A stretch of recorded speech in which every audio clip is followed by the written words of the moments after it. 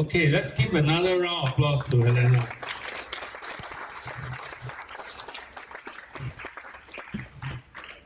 You know, I must keep her teaching as a recording on my phone. When I get tired or I lose my faith, energy, I will listen to Helena again. Wow. Okay, it's good. Sometimes it's good to be reminded, to have passion, to have a gift, and to really serve God and fulfill your purpose. Don't waste your life. Fulfill your purpose.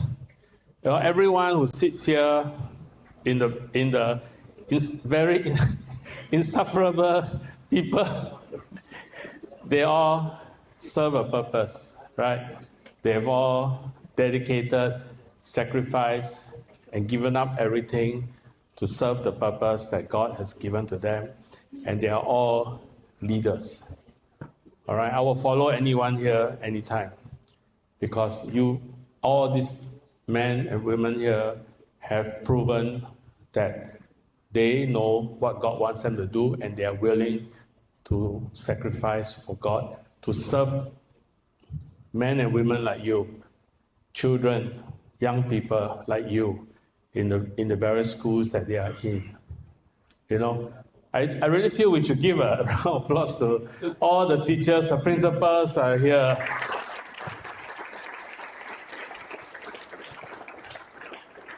The selfless service that they are given is really incredible. Yeah. And thanks again, Helena. I really appreciate what you are sharing. Alan, myself, none of us discussed what we're going to share, but God really lead us all to come together, talking about talent, talking about passion, talking about purpose, talking about making choices, talking about fulfilling the purpose and gift that God has given you. All these have all come together. And later on, I'm looking forward to the session by Pastor Elwin. Is on personal development plan. Okay? After you listen to all this, I think in your head you're thinking, I need a plan. I need a plan, a personal development plan to be able to put all these pieces together. So that would be great. Later, that would be great to have that later on, that lesson. And before I carry on, I just want to welcome from Singapore, the Brighton Community Church. The mission team is here. Can you please stand and we can all welcome you.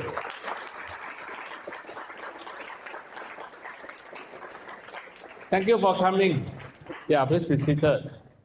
So later on, they're going to be coming around and guiding you when you're developing your personal development plan.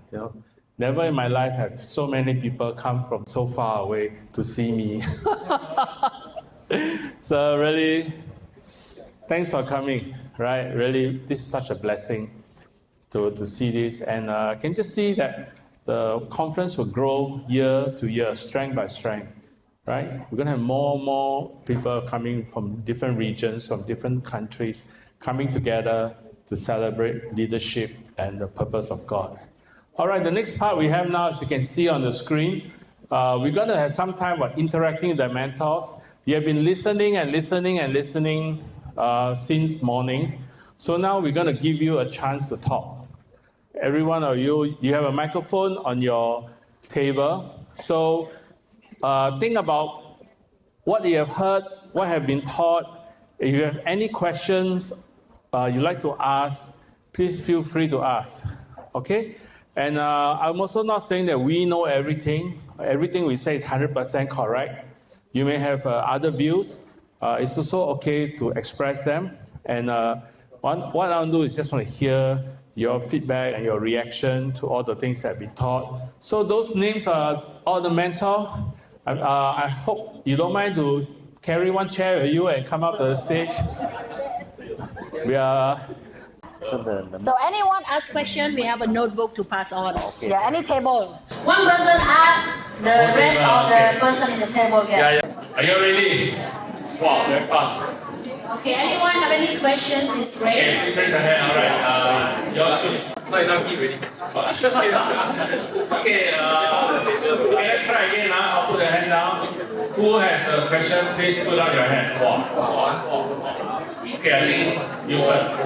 Yeah, please say who you are, from which school, and then please ask your question.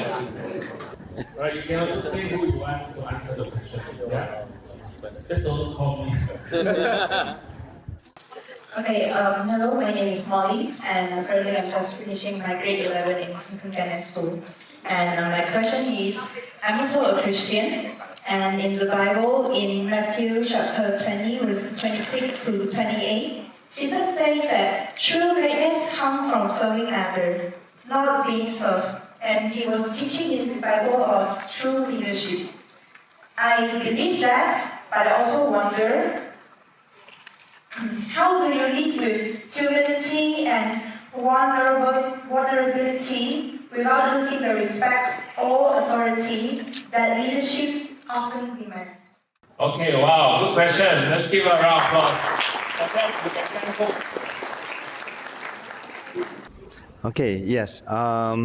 Yeah, I remember when I also become a Christian, when a young Christian like yourself, in the university.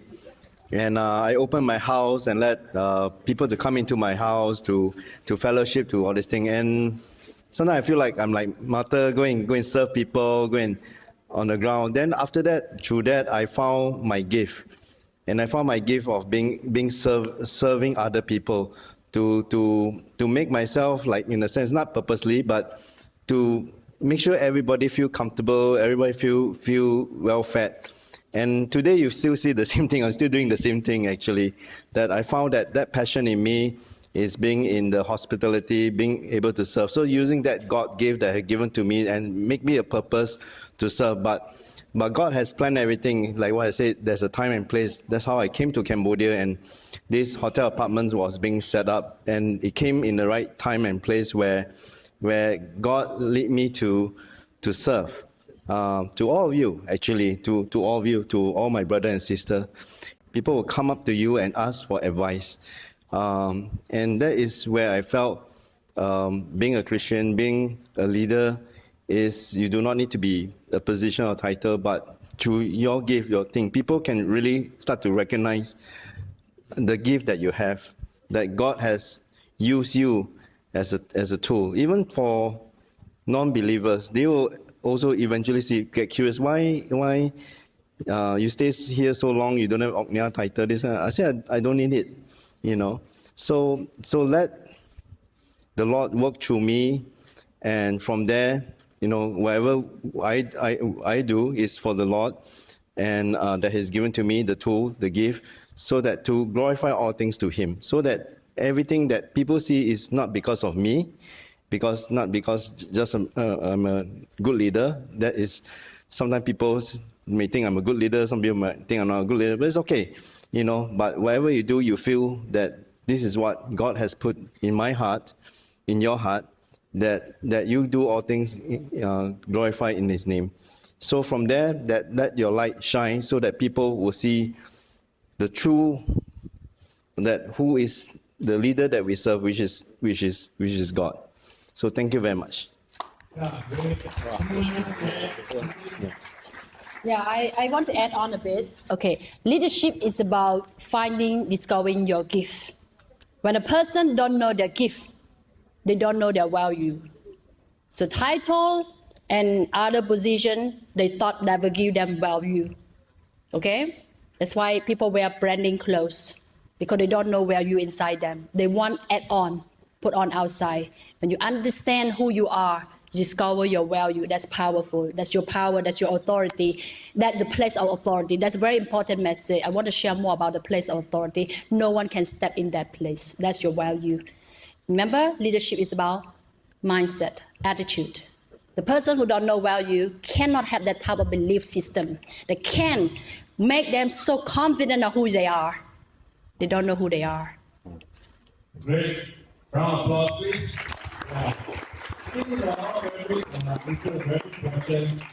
Whether it's Gandhi or whether it's some of the other examples given, and people like Jesus, they have all served, they're all servants, but they became great servant leaders. So that is something to bear in mind. Okay, ready now? Next question, please put out a hand. Oh, this, she's so fast. Wow.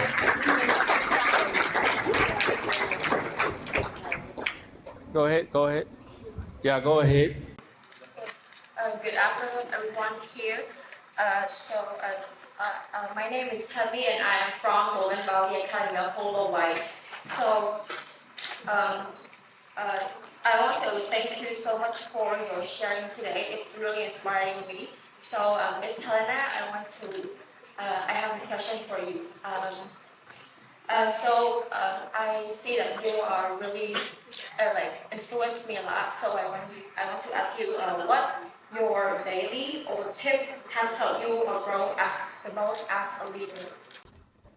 Okay, thank you. That's a very good question. So what is the secret behind that lead you to become a leader? Okay, what I'm doing is I discover myself by connecting myself to the Creator, to God. So the whole Bible is telling us who we are. So you can find your life, any answer about your life inside the whole Bible. So read the Bible, connect to God. Let His Spirit come inside you and lead you. And you, through His Spirit, will discover who you are. Only Him can tell you. Jesus said, the Holy Spirit will come and reveal everything about you to you and about Him. When you know Him, you know you. Because He made you in His own image. Yeah. Fantastic. Thank you. I think, though you're a man, you want to add anything?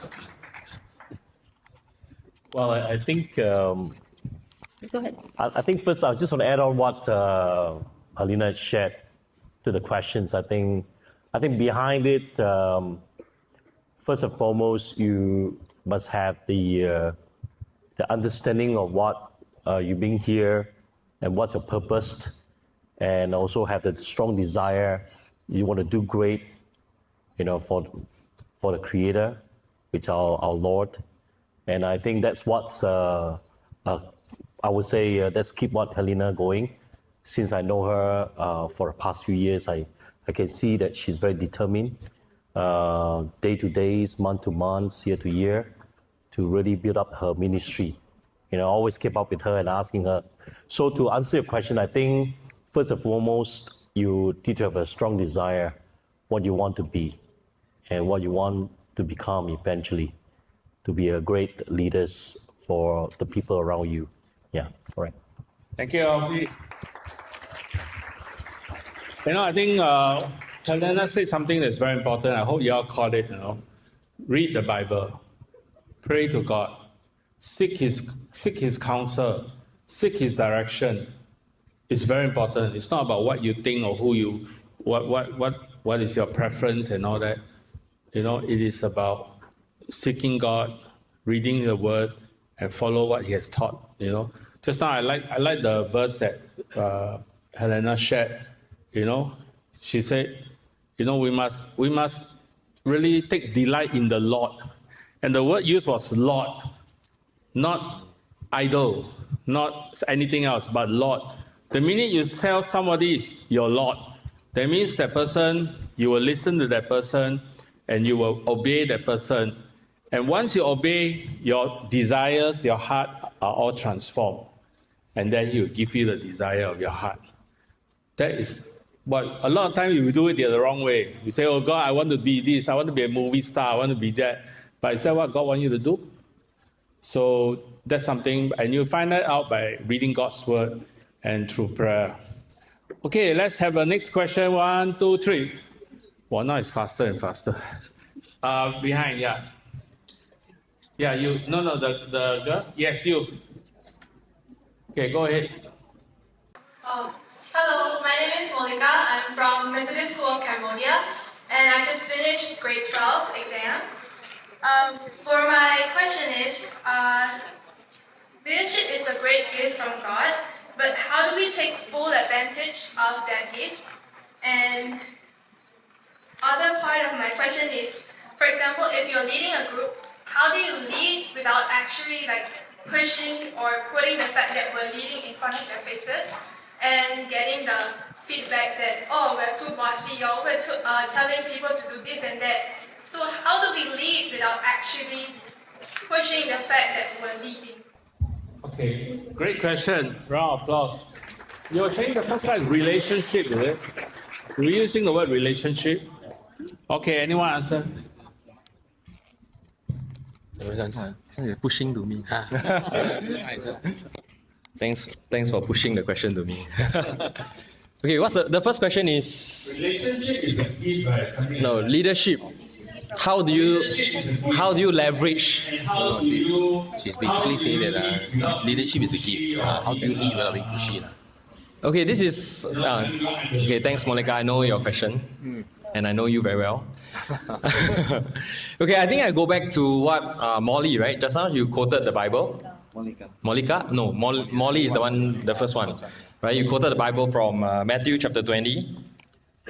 Okay, so I think let's put it in context when you talk about leadership. Verse 24 says, when the 10 heard about this, they were indignant with the two brothers. Jesus called them together and said, you know that the rulers of the Gentiles lord it over them, and their high officials exercise authority over them. Not so with you.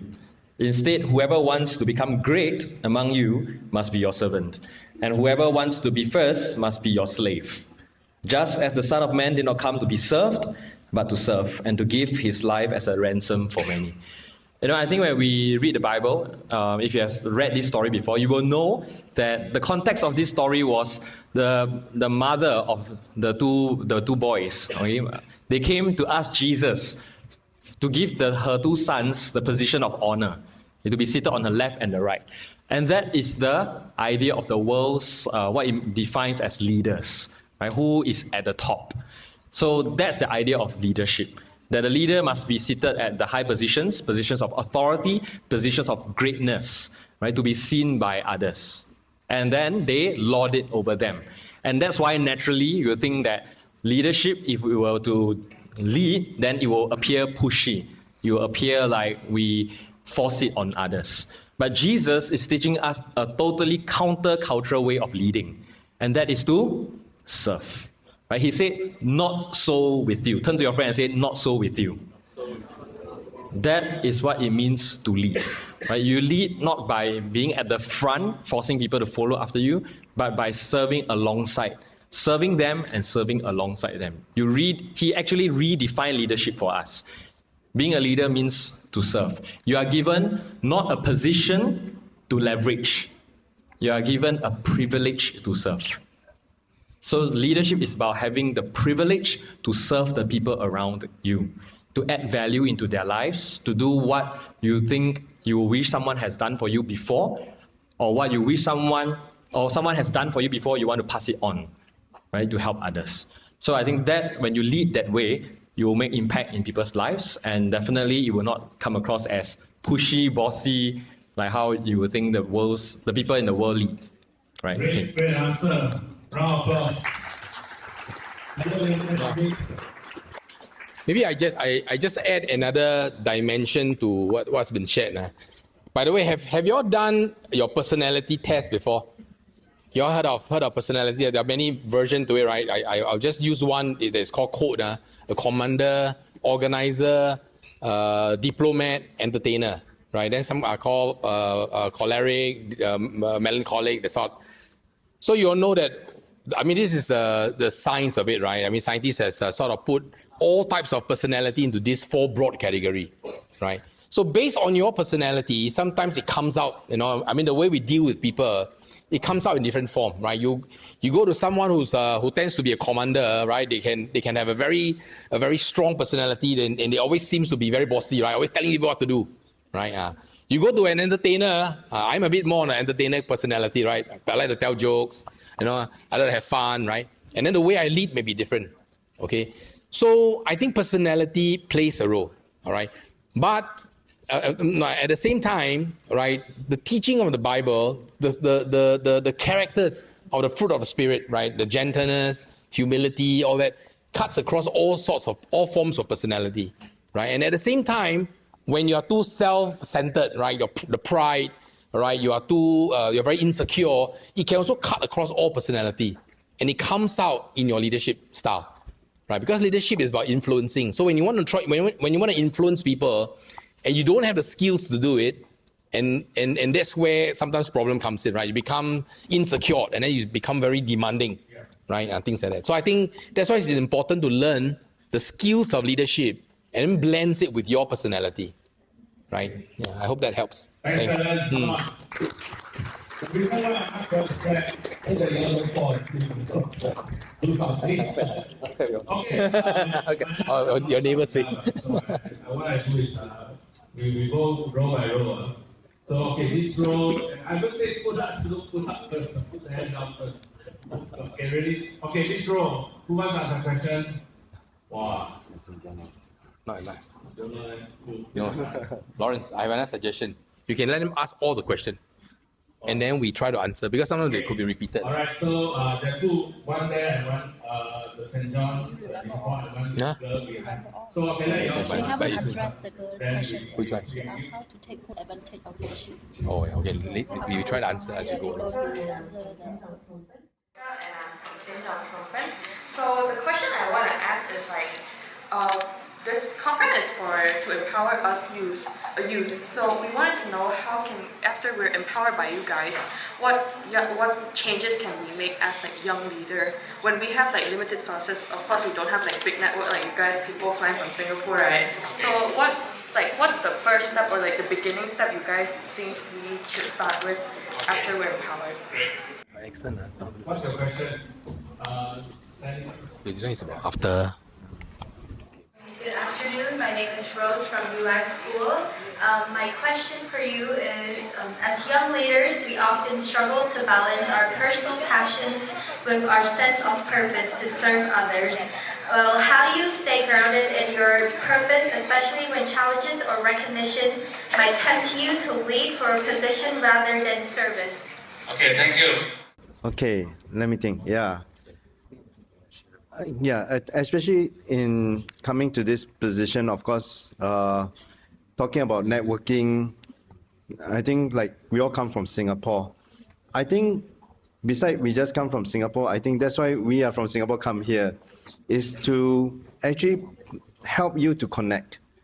Yeah, that's why that I can be a leader just sitting up there and don't network with anybody and be myself, just only network with people of the same class.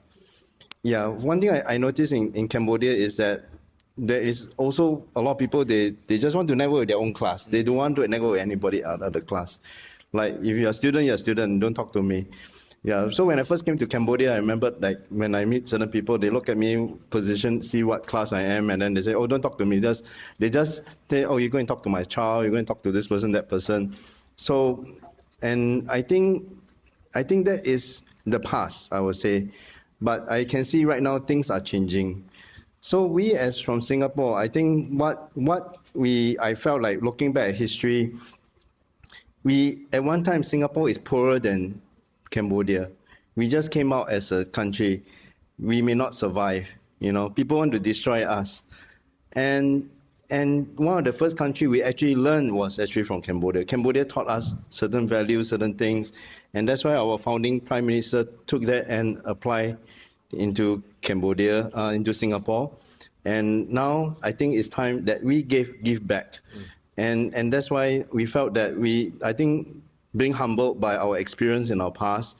And that's why we want to give back. We want to share to be in the same level. Don't see us as oh, we're on top. We only want to make certain people. But I think Helena went to Singapore before for 4 years. And I think all this experience, that's why I think you will soon also build your own network. That's why all of you are here. Who knows, in this room in the future, you might become prime minister, you might become a pastor, become a business leader. Yeah, all you are leaders, but this is a time where you find your passion, your talent, and what the Lord have given you. Thank you. Great, thank you. Yeah. Banana, you want to ask about being distracted? Okay, so this one, right? She said, how do you prevent yourself from being distracted? Okay, very simple. Write down what you're supposed to do, what you're born to do, what you want to do, and then you discipline. Yeah. So narrow down. Say no to many things. So you have to put down a list or you eliminate all what you want. Write down what you need to do if you found that purpose. Write down the list that you need to do to fulfill that. Then, are you a believer? If you're a believer, you connect to God, you ask Him for guidance every day. Every day you water your plant. So every day you need to think about that and plan how you walk it. Because He's Alpha and Omega. In between, you need to plan, and He will direct your plan, direct your step. So, eliminate. Very good. Narrow it down. Write it down. Very good. Yeah. You can later we will guide you through it when we do our personal development plan. Okay, cool. Oh, finish. Alright.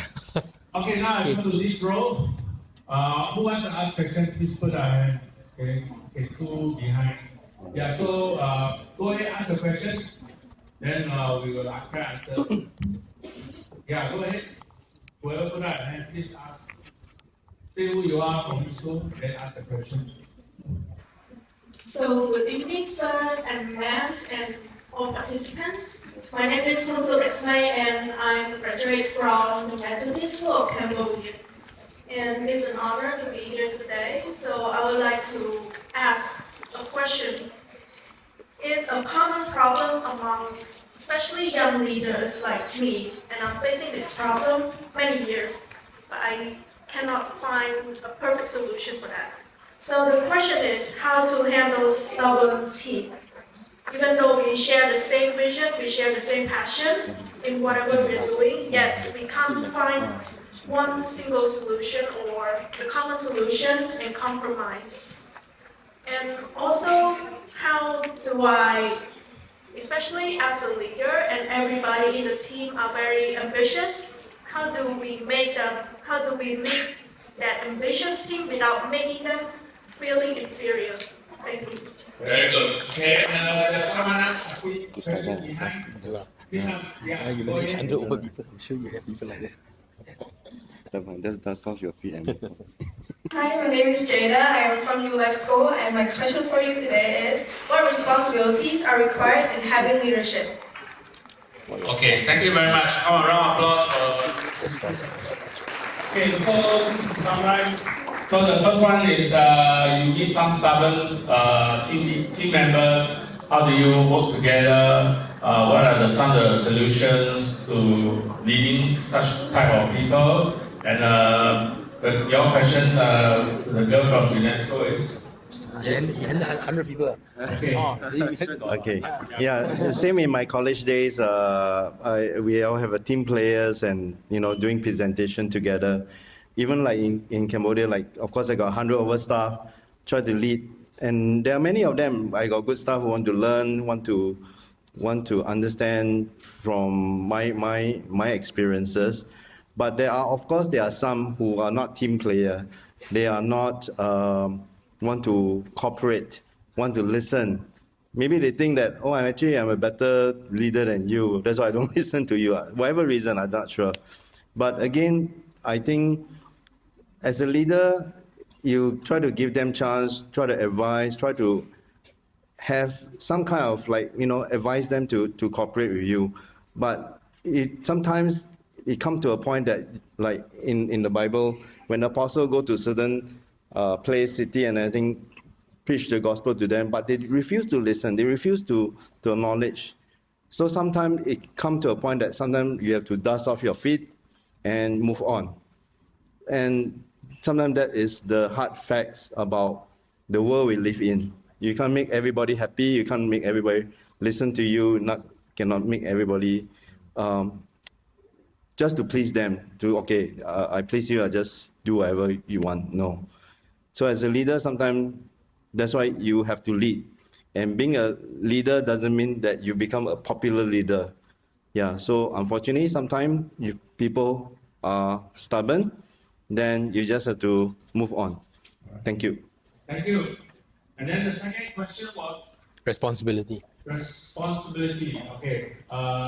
Yeah. Let me share a perspective. Maybe just to add on, a good leader sometimes it's not easy. is to always try to do what's right, not to do what you like, right? There is always a tendency to just do what you like, especially once you're in power, right? You relax, you just do what you like, and then it may not be right. So then, of course, consequence will come. I'd like to add on to, I think there was a question about, being steadfast in your purpose and a responsibility in leadership. I like to say that pursuing your success, all right, of course, when you have, in this conference, we also try to help you chart your direction, right, to find out what's your purpose and then pursue that success. The process of reaching your success point is not going to be easy. You're going to face a lot of difficulty, all right? The Bible tells us we have an enemy, and the enemy comes to steal, to kill, to destroy the blessing that God has for you. If you don't know how to guard it, you're going to lose it. And that's why there are people who go round and round, they run in circles, they go wilderness. And then after that, maybe 10 years later, they say, I learned my lesson. But we have a gracious God who will always welcome you back.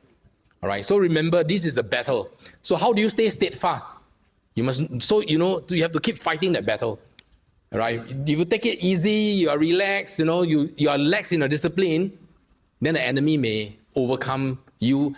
But the Bible promises that we will win the war, though we may lose some battles, right? But how many battles are you're going to lose? This depends on you, all right? How determined you are, all right? And that is, I think, our responsibility as a leader. Yeah, thanks. Thank you. Yeah, just one thing I want to remind everyone, Jesus taught us to forgive. Okay, so when you're a leader, when you're leading, there are people who want to shoot you, who want to make life difficult for you. And Jesus taught us to forgive. Forgive again and again and again, because humans are not perfect. So when you lead human beings, you will be hurt. There will be things that may be injustice, but we have to learn to forgive. So that's another thing about being a leader. All right, now this row, if you want to put up your one behind. Good afternoon, my name is Kun Kanika, and I'm really curious. So, what qualities make someone a great leader, and why are those qualities important? All right, good question. Qualities. So, thank you very much. Next question. Two more questions somewhere. Okay, come. Go ahead. Wow, 4. Yeah. So qualities, and then. Good afternoon, Mr. and Mrs. And I have a question for Miss Helena. I'd like to ask you about what's the problem or obstacle that you have been through to achieve today's success? What's the problem? Yes. What's the problem and obstacle that you have been through to achieve today's success? Okay, right. One day not enough to answer.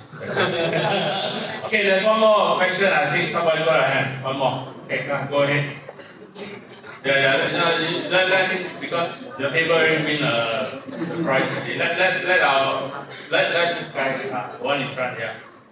Yeah, so that he get a chance to get prizes on the table. Yeah, go ahead. Hello, my name is Sun Suman Alex Cruz, a grade 10 student in Golden Valley Academy of Robert White.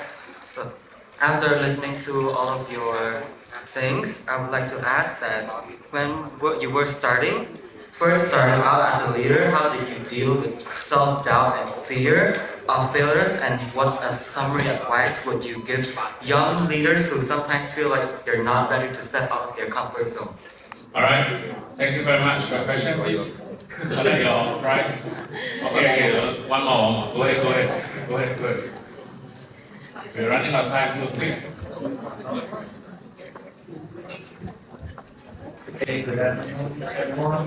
My name is Yuk Lapanya from Golden Valley Academy of Hope Life. So my question is to Miss Helena. I've been paying a big attention to your presentation. It was a great presentation after all, and I have just one question to ask you. So the way of how you're going to be a leader, how are you going to be a leader? We already know that to be a leader, God is going to prepare your way, your path. God's going to set your time in a good timing, good places, something that you can be a leader. But I want to know that from you, from your own self, how are you going to be a leader? Because I believe that to be a leader, a leader isn't made by votes, made by efforts, blood and sweat. Okay, good. Thank you very much. So, the rest of us can fill out yeah, okay, so Helena, you can talk a bit about obstacle and then also a bit about. Okay, I will share a bit of the question I can remember. Okay, so this is all related to the qualifications of leadership. So what I'm sharing you today is only introduction, principle. So what your question is, go to the next lessons. Okay, the qualification for you to stand firm, it doesn't matter what type of obstacle come before you. You understand, you identify who you are, what you're born to do, you convict. That's why one main lesson come after all these principles is character. Okay? Character building is a main qualification for all leaders, If you don't have character, you're easy to be compromised. You can't be a leader because you compromise. You are just compromisers. Yeah. So you need to understand. That's why you have to discipline. Conviction is discipline, building your character. You discipline, you eliminate what not important of your life. But you decided to move on. Doesn't matter what obstacle come before you. It's just to test your perseverance. Move on. Never give up. Great answer. I think there was some other question, right? Yeah, and the first question, can it? The quality. Quality. What's the qualities of a good leaders? Okay, Jesus already told us what a quality that we're supposed to have. He is the last Adam. Do you know what it means? The Bible mentioned the last Adam. He's a model. He's the mold. So he's the role model of all mankind. What he come here to do? To serve. What he serve? His gift to the world. That's why we call him Jesus. Okay? So what he do? He produced the fruit of the Father, the fruit of the Spirit, which is our character.